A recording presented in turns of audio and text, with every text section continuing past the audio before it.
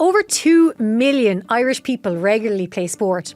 Far more again when you include fans, organisers, parents dropping kids off to training, and all the other ways we find sport in our daily lives. Sport is everywhere, and it is the ideal space to bring people together to make big changes around sustainability and climate justice. From your local GAA running club to professional teams with their idolised sports stars and huge budgets, right up to Irish national teams, sport has access to hearts and minds like nothing else, and we need those hearts and those minds. Hello, I'm Meghann Scully and welcome to Energise, the show that looks at sustainability in all its forms and what we all can do to shape a clean energy future.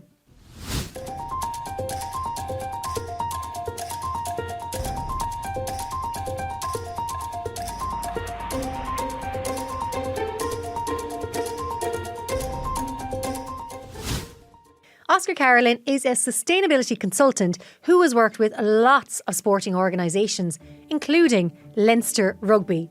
He laid out some of the ways we can start small and build from there. Number one is, well, we're all consumers, right? So we all have our recycling bins and we might use the deposit return scheme. So as a consumer, we have an increased appetite for doing the right thing. However, when you get into that club environment, it's not necessarily clear how you can apply that methodology and mindset in a club or community environment. So establishing what are the sustainability opportunities a club has within their own four walls, within their own sporting area. And then the second area is around clubs and communities have, they participate in and they run live events. That involves the car to drive there. So how can you carpool? How can you have a deposit return scheme active in your club? So all of these elements, it's changing people's mindset and bringing a greater awareness that through combined activity, we can all make a difference as well.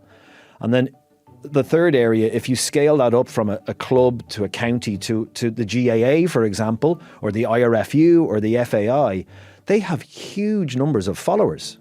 Leinster Rugby, for example, have 1 million followers on their social media. The Dublin District Schoolboy League that my son's playing is the largest underage league in Europe. They've 45,000 players registered between 8 and 18. Sean McCabe is the Climate Justice Officer at Bohemian's football club, a role at least for now that not too many football clubs have. He's interested in the sustainability of Bohemians itself, but he's far more interested in the much bigger picture, using the power of football to fight for climate justice. The real advantage with football is that football clubs exist in every single community in every country in the world. Like the UN doesn't have a network like that. So if we figure out a part of the solution in Dublin, we can spread it around the world actually quite a lot quicker than others. So we have a project going at the minute called Football for Climate Justice, and we have partners in Spain, Real Betis, 2 clubs in Germany, Werder Bremen and St. Pauli. We have FC Twente in the Netherlands and Ferencváros in Hungary.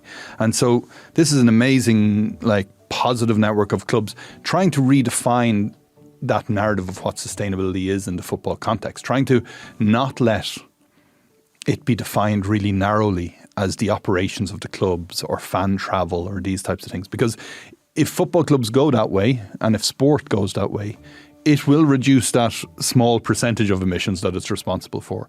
But the bigger picture transition will be missed. And the opportunity to play a very significant role in that will be missed. So it's exciting to have clubs out there that are beginning to advocate this climate justice approach. Sean gave a great example of all of this in practice at Bohemians. Very often there might be grants or other supports available, but certain communities just don't know about them or need assistance in accessing them. And what better incentive to start thinking about this than a call from the captain of your favourite football club? Obviously, footballers have a great platform. You don't want to kind of trivialise it. You know what I mean? Like there's ways where it fits and there's ways where it doesn't fit. I was very lucky when I started.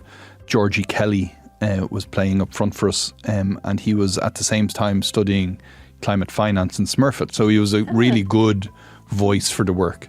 A more recent example, when our club captain, who's on his way back from injury, Keith Buckley, first picked up his injury, he actually helped me with the Friends of the Earth research, which looked at kind of getting warmer homes for people. He rang our older members. He just sat in the office one day calling some of the older members and seeing if they'd like to get involved and talk to me about the programme, which, getting a call from your club captain about it is pretty cool.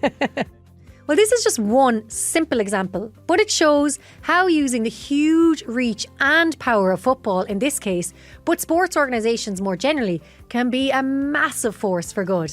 So, go back and have a look at your local club and see what you can do. Really look at your favourite professional sports clubs or organisation and see what they're doing and could be doing to change the world.